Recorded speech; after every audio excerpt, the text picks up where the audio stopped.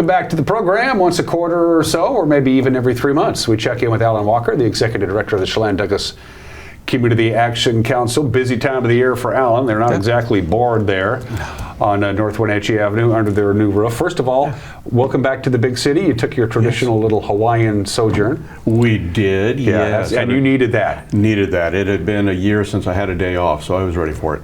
You had a let's be honest here, some uncomfortable facts. You had a pretty rough 2025 everything worked out, but you had a nerve-wracking year last year that kind of took a little toll on you and your crew. It did, yes. One was just all the renovation and remodeling work, and so, that aside, and then, moving, which is always a challenge, regardless if it's a personal home move or a business move. And you were at the same location for 50 years. Location for 50 plus years, and first time we had everybody all together under one roof now, and so, bringing everybody together.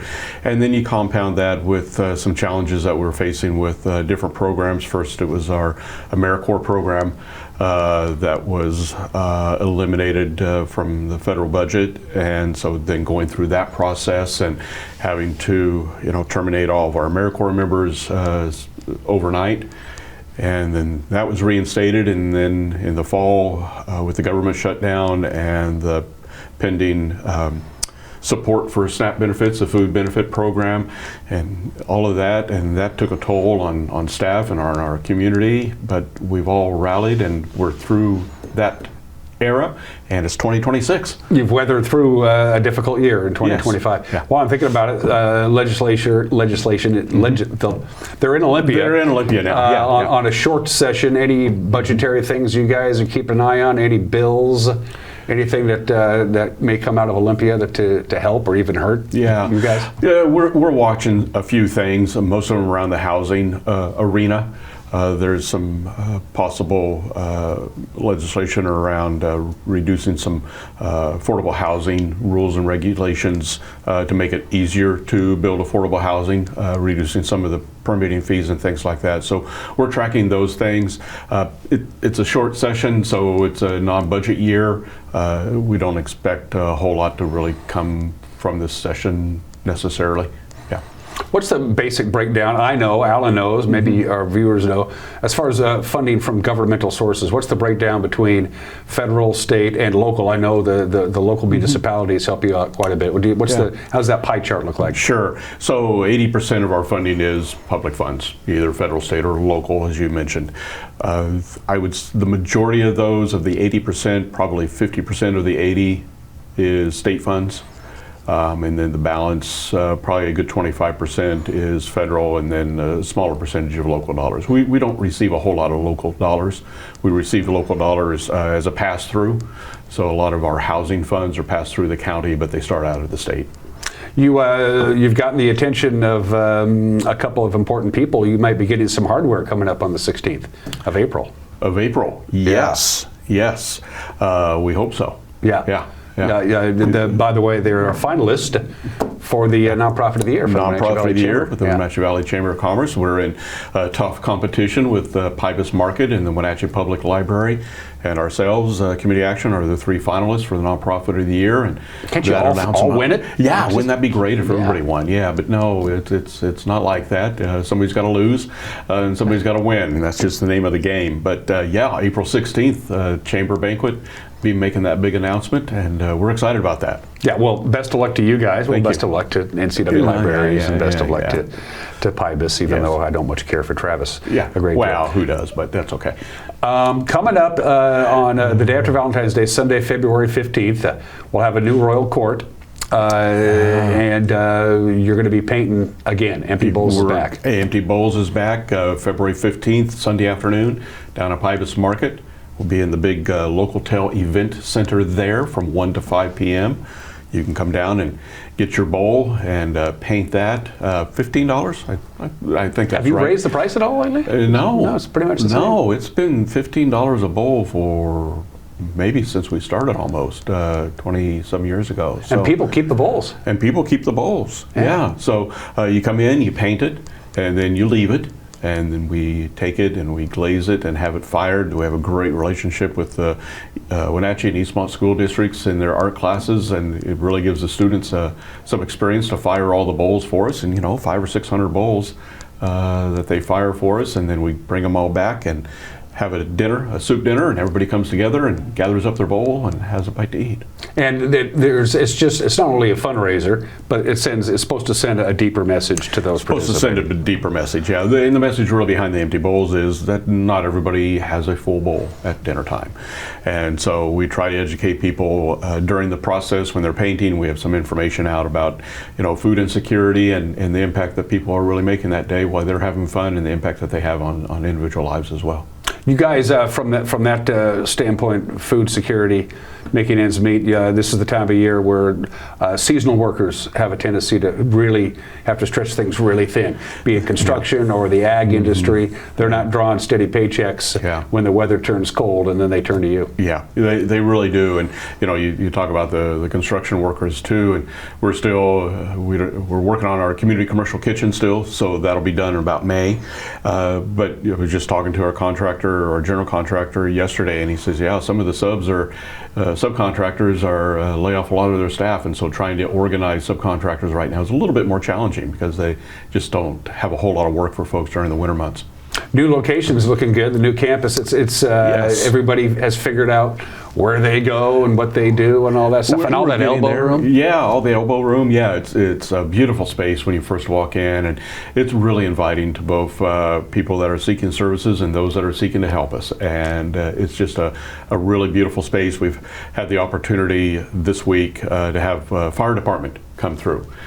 New building, new layout. Sure. It's very different than what their blueprints may show as what the building is based on the changes that we've made. And so they've been great about coming in. And they need to know these things. And they need to know these things. Should something happen, we certainly hope it does not. And we have things in place, fire suppression systems and things like that. But they've really appreciated coming in and getting to see the building themselves, which not everybody thinks about. And you have a chance too in February. Man, you're going to be busy in February. I know, February's just full. Thursday the 16th is the big open house and ribbon cutting. So if you haven't had a chance to see Alan's new digs. Thursday 19th. Thursday the 19th, I'm sorry. Yeah, Thursday 19th. Alan's Walker, by the way, Alan's office is pretty underwhelming, but the building itself the is building cool. itself is beautiful. Yes. Yes, February 19th, 4:30 to 6:30, we're working with the Wenatchee Chamber of Commerce to do an open house and ribbon cutting. So we'll have food out and beverages, and invite people to come down, see the building, take a walk through, learn about the process, learn a little bit about the history of the building. And we just really want to show it off because it's a building for the community. It's our home for the next 50 or 60 years is how we look at it, and it's an investment in Chelan-Douglas County. And you have that big meeting room that could be modulated out to smaller spaces and workspaces. You got new furniture, and that's for people to have gatherings at if they so desire. Yes, great meeting space for, anywhere from small groups of 4 or 5 people up to 45 or 50 people, and nonprofits and individuals along that line. It's free to use. It'll be available 24/7. And then the commercial kitchen, once it's online in May, probably June or July, we'll get that opened up for access by the community as well. Again, 24/7 access through the commercial kitchen. And dial-up internet, I'm assuming? Yes. Nothing but the latest AOL dial-up, and it works extremely bad, but that's what we have. A lot of organizations like yourselves, in order to keep your profile up and running and to find new and creative ways to raise money and raise awareness. Last year, you decided to throw people off the roof of a local hotel to see if they bounced. They did. They did. You're going to do it again. You were going to do it Talk again. about this. And I bounced and I survived it. Yeah. The folks that we work with to put this on, when I say we're going to throw people off the roof, they just really kind of cringe at that. But I say it anyway. No, safely rappelling down the 5th floor rooftop of the Residence Inn down there across the street from Lowe's. Yeah. Down by the Town Toyota Center. Walla Avenue, down there by the Town Toyota Center. Second year, we're partnering with them as well, and we're encouraging people. It's a fundraiser. There's expenses associated with it, so it's a fundraiser, and it's a $500 minimum for individuals to raise, and you kind of do it like a pledge if you're doing a walk-a-thon or bowl-a-thon or something along that line. So it's a pledge, and secure $500 in pledges, or just pay the $500 yourself, and we'll get you set up and fixed with gear and a 30-second training, and away you go down the side of the building. And you can do this like as an office group and make the boss do it. Absolutely. That kind of deal. Yes, raise money to send the boss over the top of the building. And yes, you can absolutely do that. And it is a fundraiser. It is a minimum of $500. We're hoping to raise $75,000 from this event. So we need people to sign up. We need people to get their pledges. We need people to pledge to have their boss go over, or you can also, the boss can say, hey, you've got to raise at least $5,000 or I'm not going to do it. So, you know, you can do it dual ways. Yes, a lot of fun. And kudos to residents in. It's easier to say no than to yes, and I'm sure their legal counsel was going, are you idiots? I mean, the liability here. But they said, we're in last year, and now it must have gone good enough. It went good enough. They're back and said, yep, we'll do it again this year. They signed up just immediately after we were done last year. Said, yep, if you're doing it again, we're here for you. And they've just been great to work with. And they meet the requirements. First of all, you need to have somewhat easy access to the roof. Yes. It's a new building. That's not a problem. It has to be a certain height. You can't have abutments that people might bump into, like balconies and stuff. Right. So it kind of checked all the boxes. It really did check all the boxes, and it was interesting, the tie-off. So, you know, you want something fairly heavy that to anchor people to as they're going down. And when the folks were there on the rooftop, they said, wow, where are we going to anchor off? And they said, oh, it's no problem. So we brought in one of our delivery trucks, and they tied off from the ground to that and brought the ropes up over the building, and there you go. You need that counterweight kind of thing. You need that counterweight kind of thing. But it worked perfectly, and the crew that we had were just amazing. They're true professionals. Yeah. They really are. Speaking of true professionals, I see them all over the place, especially this time of the year. Your crew out doing the winterization stuff. I see your vans everywhere running around and making older houses more airtight and more energy efficient. Absolutely. Our crew is incredible. They do about 25 homes a year, and they go in and seal up any air leaks, improve the insulation. Oftentimes we'll be able to, if it's an old knob and tube wiring system, we can bring a qualified electrician to come in and replace that kind of system. New HVAC systems. It's just amazing the amount of work that we're able to accomplish and take a home that might be on the verge of really, you know, a very short lifespan, and repurpose that home for the people that are living in it and make it another home for the next 15 or 20 years. You have a great staff, the professionals who work there every day. I don't know why you didn't give yourself a nicer office. You didn't. You gave yourself a small little office with a little bitty window that looks out into nothing. And all the people who really get stuff done have really nice offices with big windows and nice views. Yeah, absolutely. So it should be. So it should be. Maybe you're right. Maybe that is so. I know. I just work with incredible people and volunteers. And volunteers, yeah. You know, close to 450 volunteers. Really? Absolutely could not do what we do for our communities here without our volunteers. You just put out the word and they come running? Is that how that works? That's pretty much how it works. Wow. And they really respond, and it's just incredible. I think it was somewhere around 80,000 volunteer hours last year. That's a lot of hours. That's pretty good. Yeah, that's like doubling our staff just with volunteer help. If we have viewers out there, and the thousands and thousands of people who are watching this very conversation, millions is what I heard. As we millions, Alan wouldn't lie to you. He's a nonprofit guy.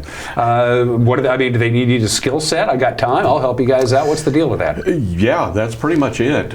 We do a little bit of onboarding for volunteers. We really sit down and understand what it is that they are interested in doing, and so we try to match the volunteer interest with things that we have going on, and usually we're successful.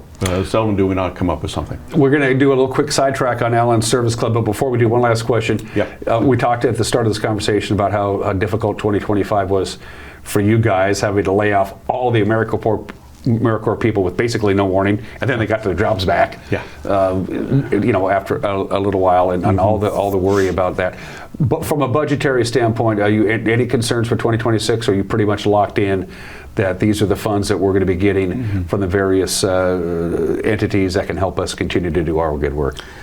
Yes. We're good. We're good, and we really feel that we're pretty good through halfway through 2027. A lot of our funding is through June, the state fiscal year. As I mentioned earlier, the majority of our funds are state funds, and most of those funds are secured through June of 2027. So we feel good for 2026, and then 2027 we'll be back at it again. One last thing to touch on. Alan is a member of Sunrise Rotary. Yes. Whose 40th anniversary. They started in 1986. Yes. It's one of 3 Rotaries? 3 Rotary clubs in Wenatchee. In plus Wenatchee alone, yeah. And then a club in East Wenatchee. Right. Yeah. So you guys are having a little wing ding, and you don't have to be a Rotarian to go check it out. You do not. So on Tuesday, February 17th, to the day, we turn 40. 40th anniversary for Sunrise Rotary, so we're doing a little celebration that evening. Be dinner and a night of trivia, food, wine, beer, all the fun stuff. Get to learn a little bit about Rotary, about our club in particular. And the trivia is going to include both Rotary questions and also local trivia. So you got to tune up on your trivia just a little bit there. But it's $15 to get in the door for dinner. There's a $5 or $10 buy-in, I think, for the trivia. You can do teams. You can do it individually. 5:30 p.m., 17th, Pybus Market. Come on down. You don't have to be a Rotarian. Just come down and say, hey, kudos to Rotary and all the incredible work they do as well. And by the end of the night, you might be a Rotarian. You just might be. Because you guys are doing, I mean, I talked to all the service clubs. I know them all. I've spoken in front of some of them. They seem to have been able to stick their finger in the dike. They had, all the Rotary clubs had some issues not too long ago. Sure. It's just people were aging out, for lack of a better term, or moving or whatever. And you were COVID was really hard on COVID was clubs. hard. You were having a hard time getting new members, especially among younger people who didn't quite inherit what our generation did. Alan and I are both in our 60s. About that's what you do. You join a service club as part of paying it forward. But you guys seem to, and all the Rotaries and the service club seem to have righted the ship, so to speak. Righted the ship, really have. I've been in Rotary for 30 years now, just over 30 years, and I just find it to be an incredible outlet for community giving, community support, and international too. You know, it's one of those avenues where you can give to the international causes, and you know it's well vetted. It's supported by other Rotary clubs around the world, and so you feel good about supporting those international causes as well as runs right here in our own backyard. Are you guys doing the bingo thing for the parade again this year? Was it the bingo? We're not. The Road Apple Roulette? Yeah, we canceled it this year. Oh, that's a bummer. I know, yeah. It just became... anyway. Yeah, I understand. I understand. It was always, I mean, I always enjoyed Road Apple Roulette, but it felt kind of weird to buy a ticket to gamble on when a horse is going to defecate on Rondo Avenue. It was a good concept. We did it for 4 years, and So, we really don't have a fundraising event that we're doing this year. We're kind of relying on some reserves that we have for this year to continue to support causes, and we hope to raise a little bit off the 17th too. It's not a huge money maker, but we'll have a silent auction as well. So cool. Alan, good to see you, my friend. Always welcome back to the. Well, you're still in the United States. Hawaii did secede from the Union, last I checked. But no, they're so far. I'm glad you and your lovely wife, who by the way has to stop texting me, it's getting a little bit of a problem. I'm glad you kids had a chance to unwind and get away from it. Because if anybody deserved some time in Hawaii this time of the year, it's you. Well, thank you very much. We had a fabulous time. Alan Walker, everybody, give him a big hand. Crowd loves you. Goes wild. Hopefully you're still watching Wake Up in Wenatchee Valley, and we'll be right back.